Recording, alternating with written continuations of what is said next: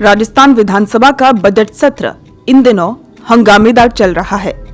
इसी बीच में गृह राज्य मंत्री जवाहर सिंह बेडन ने कांग्रेस पर तीखा हमला बोला। बूंदी पहुंचे जवाहर सिंह बेडन ने सदन में विपक्षी नेताओं द्वारा लगाए जा रहे आरोपों का भी जवाब दिया।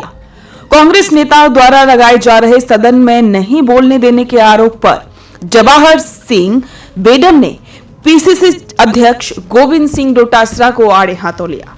कांग्रेस के प्रदेश अध्यक्ष गोविंद सिंह डोटासरा द्वारा नेता प्रतिपक्ष टीकाराम जूली को सदन में बोलने नहीं दिए जाने के आरोप पर पूछे गए एक सवाल के जवाब में गृह राज्य मंत्री जवाहर सिंह बेडन ने कहा कि जूली को सरकार नहीं, खुद गोविंद सिंह डोटासरा नहीं बोलने देते। गृह राज्य मंत्री ने कहा कि डोटासरा को जूली को बोलने देने का समय देना चाहिए। उन्होंने कहा कि गोविंद सिंह डोटासरा को सदन में बोलने का फोबिया हो गया है। बोलना टीकाराम जूली को होता है, लेकिन डोटासरा बीच में ही खड़े होकर बयान देने लगते हैं। उन्होंने एक दलित को नेता प्रतिपक्ष बनाया है, लेकिन उसे सदन में बोलने ही नहीं देते। मंत्री ने कांग्रेस प्रदेश अध्यक्ष डोटासरा को सलाह दी कि वो नेता प्रतिपक्ष टीकाराम जूली को बोलने दे। मंत्री ने डोटासरा पर अपने दल के नेता को ही कुत्सित करने का बड़ा आरोप लगाया है। इसी बीच में उनसे जब किरोड़ी लाल मीणा को लेकर सवाल किया गया तो उन्होंने इस पर कुछ भी जवाब नहीं दिया।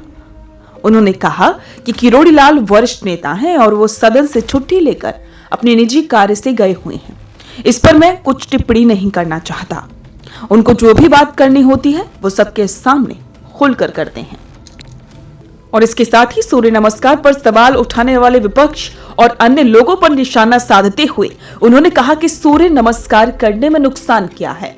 सूर्य को भी भगवान कहते हैं और भगवान को नमस्कार करना जो गलत मानते हैं, मैं समझता हूं कि वो अपरिपक्वता है।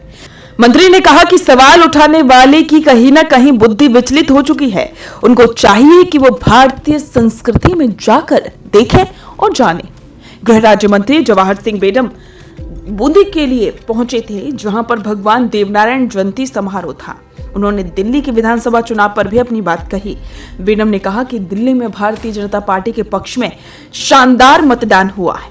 दिल्ली की जनता घरों से निकलकर मतदान किया है और केजरीवाल का कुशासन था, जिससे मुक्ति लेने का संकल्प दिल्ली की जनता ले चुकी है।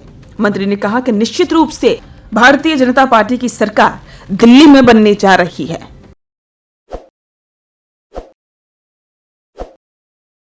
ताज़ा खबरों के लिए विजिट करें द फैक्ट इंडिया की वेबसाइट और डाउनलोड करें द फैक्ट इंडिया ऐप।